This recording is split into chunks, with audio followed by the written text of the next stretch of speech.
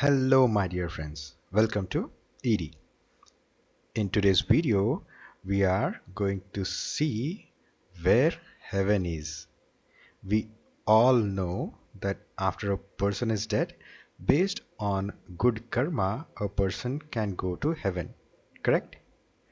But today, we are going to get an opportunity, thanks to our PU board, to know where exactly the heaven is.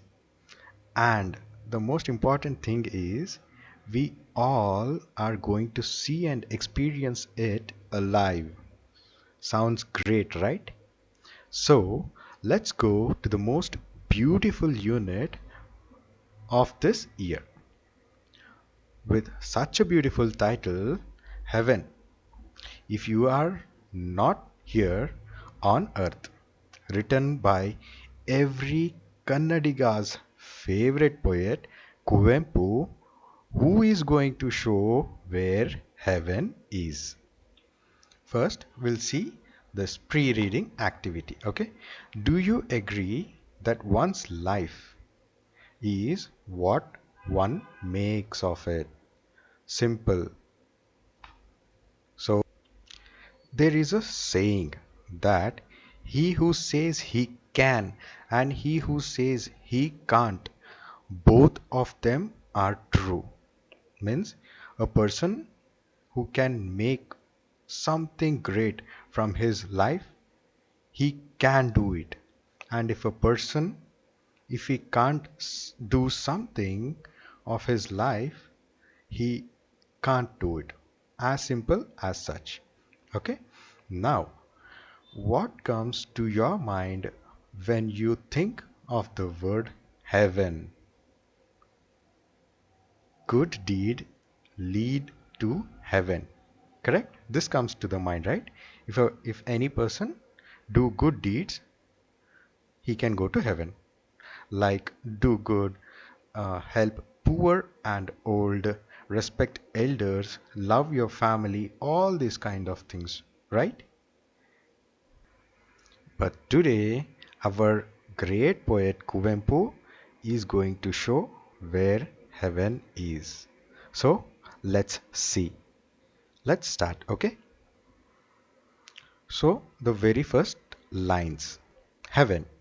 If you are not here on earth, where else could you be?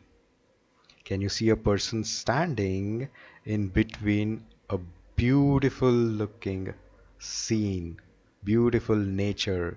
He's enjoying the scene, right? He's surrounded by greenery and forest. Correct? So, if you are surrounded by such beautiful scene, such beautiful nature, then where else heaven could be? Our poet is trying to say that don't need to die to go to heaven and see what is in heaven. Heaven is on earth. Heaven is nowhere. It is exactly on earth. Our poet is saying. We all get food, water, air for our family by this nature, beautiful nature, correct? So, if we all are getting all this for ourselves and our family, then that is happiness and that means heaven, right? So, people nowadays are putting money to turn a planet into Earth, correct? But already we have such a beautiful heaven, the same money can be used to nurture it, to grow the nature, to heal the nature, correct? Earth can become heaven if we all try to make it, and we have the potential to create heaven on earth only if we save this nature around us. So if we worship what is around us, if we take care of what is around us, it is equal to heaven. No one need to die to enjoy heaven. They just need to help and create the heaven just around them by taking care of this beautiful nature, which is the Mother Earth. Correct? So, our poet Kuvempu has made clear, right? Where the heaven is? It's on earth. So, now next, let's see who all are in heaven. We all know, right? In heaven, God and angels will be. So let's see in this paragraph, we are going to see gods and angels on earth. Who all are they? Ready?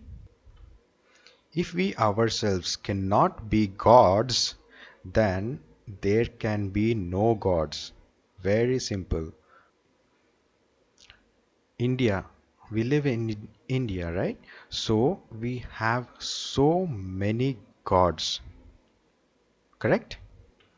We have different religions and different gods, correct?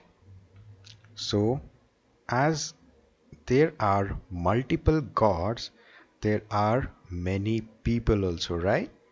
So, if we all can become gods, then there is gods.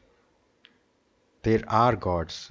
If we ourselves cannot be gods, then there can be no gods. Now, how can a person can become a god?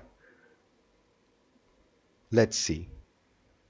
So, according to our poet, we all are gods, correct? How? So, inside each and every human being, there will be a positive thought and a negative thought, right? So, if we follow positive thoughts, if we respect it, then we will become God. Simple as such. If the thoughts like killing, killing a person, cheating a person, disrespecting him, or if we fight or have hatred in the heart, then there is no God. So, if a person is good natured, respecting people, one another, helping poor people, correct? So, we can immediately become God. So, God is there. You don't need to die to meet God. We ourselves are God. This is what our poet is trying to say us. Even the next two lines also says the same thing. If we ourselves aren't heavenly nymphs, then the nymphs are not elsewhere. Very simple. If we ourselves are not heavenly nymphs, I told right in this paragraph, our poet is going to introduce us gods, right? Before we die. So he's saying that we ourselves are heavenly nymphs. If we are not nymphs, then we can't search anywhere the heavenly nymphs. Nymphs means angels, heavenly gods. Any person don't need to die to become a god or an angel. He can be, he or she can be even when he or she is alive. This is what the poet is trying to say. At the beginning only, there was a question, right? What comes to your mind when you think of the word heaven? And I had told if good deed we do, we will go to heaven after death. But what the poet is saying, you don't need to die to go to heaven. You can create your own heaven if you do good and if you help and take care of old and poor people, if you respect each other, elders, youngers, and the main thing, if you love your family, then you can become gods and heavenly names. Simple, right? Now, the poet is going to show how and what all can be there in heaven. He made us to introduce who all are in heaven when we are alive only. He also showed where the heaven is, our poet. Correct? Now, our poet is showing what all can be there in heaven when we are alive. Okay? Let's see. While this roaring stream rushes fast, rolling surf at the edge of waves. Very simple. There's a concept, right? In heaven, there'll be clean air, beautiful, clear, and pure water will be flowing, and cold breeze will be blowing. So here in this two paragraphs, we are going to see and experience it all alive. Ready? So, in the very first line, the poet is saying we can experience and feel the sound of flowing water, and that will be heavenly. If you take some time and spend some time in nature and also protect it, then you will definitely experience heaven, and also rolling surf at the edge of waves. Simple. If you are at the beach, cold breeze will be blowing, correct?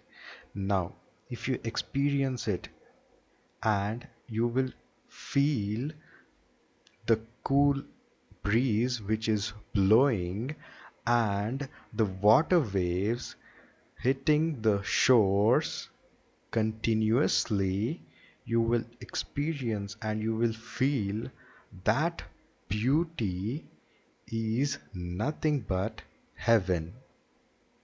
And that is what you need to protect it, so that you and every generation, next coming a generation, can enjoy the heaven staying alive. Correct?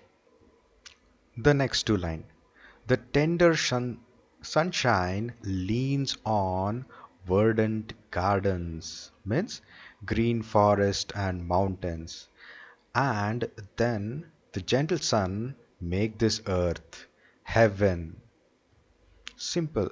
If you are at the mountains and watch the greeneries and also watch the sunrise, you will feel, you can understand this tender sunshine, nothing but the sunrise early morning when the sun is rising, and you can see the greenery so beautiful, the gentle sun rays and sunlight touching the earth and making it nothing but heaven. Simple as that. Now, do we need to die to experience heaven? Not at all, right? So, we'll move on to next paragraph. Even that is beautiful. Okay? In the splendor of harvest and of moonlight, heaven lies all over. Imbibing and spilling the song of nectar, the poet does create heaven on earth. So beautifully said. Okay, the very first line. In the splendor of harvest. Now, splendor means magnificent, and harvest. Who don't like harvest? Harvest means the farmers all over the world who grow crops, and supply to all over the world. So, if the harvest comes successfully, then it'll be heaven to the farmers, right? It'll be so beautiful to watch the farmers to be successful, correct?